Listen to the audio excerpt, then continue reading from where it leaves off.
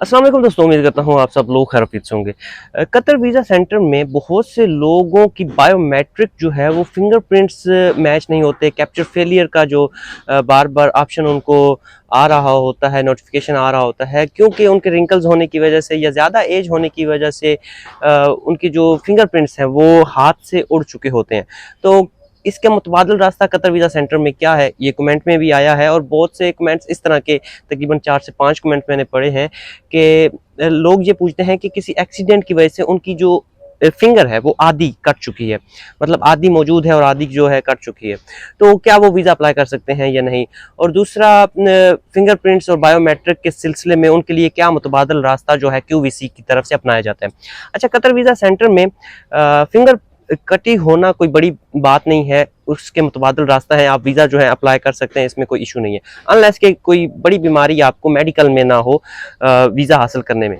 अब आ जाते हैं फिंगरप्रिंट्स में। उसका मुतबादिल सबसे पहला जो रास्ता है वो है आपकी आंख का जो है स्कैन लिया जाता है। आंख का जो रेटिना होता है उसको स्कैन कर लिया जाता है, उसमें कोई हर्ज नहीं है। दूसरा जो रास्ता है वो आपका फेशियल, आपके फेस को स्कैन कर लिया जाता है, फेशियल स्कैनर या वेरिफिकेशन उसे कहते हैं। सबसे पहला आखिरी जो तीसरा रास्ता है वो है मैनुअल वेरिफिकेशन। जिस तरह हर एम्बेसी में एक एम्बेसडर बैठा होता है, इसी तरह कतर वीज़ा सेंटर के भी हर सेंटर में एक उनका समझ ले एक किस्म का एम्बेसडर बैठा होता है, बड़ा डॉक्टर बैठा होता है या कोई भी ऐसा नुमाइंदा बैठा होता है जिसकी डायरेक्टली जो अप्रोच होती है वो वीज़ों तक होती है या इनके इदारों तक होती है। तो वो एक रिपोर्ट तैयार करते हैं जिसमें फिंगरप्रिंट्स कैप्चर फेलियर की एक रिपोर्ट होती है, वो यहाँ पर सेंड की जाती है।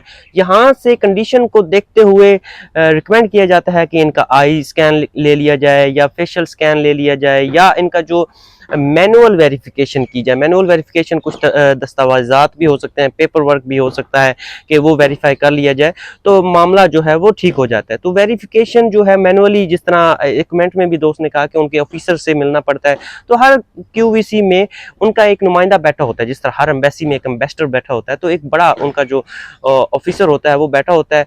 तो अगर बायोमेट्रिक में कोई इशू आ रहा हो तो उसको विजिट करना होता है और वो जो रिकमेंड करता है उसमें वो आई स्कैन भी रिकमेंड कर सकता है, फेशियल स्कैनर जो है वो भी रिकमेंड कर सकता है। तीसरा जो मैनुअल वेरिफिकेशन, फिर उसमें डॉक्यूमेंटेशंस आ जाती हैं, डिफरेंट किस्म की मैनुअल वेरिफिकेशन में आ जाती है। अगर वो उसको फिट करार देता है मैनुअल वेरिफिकेशन को, तो फिर अगला जो मेडिकल का प्रोसेस है वो ख़त्म जो शुरू हो जाता है।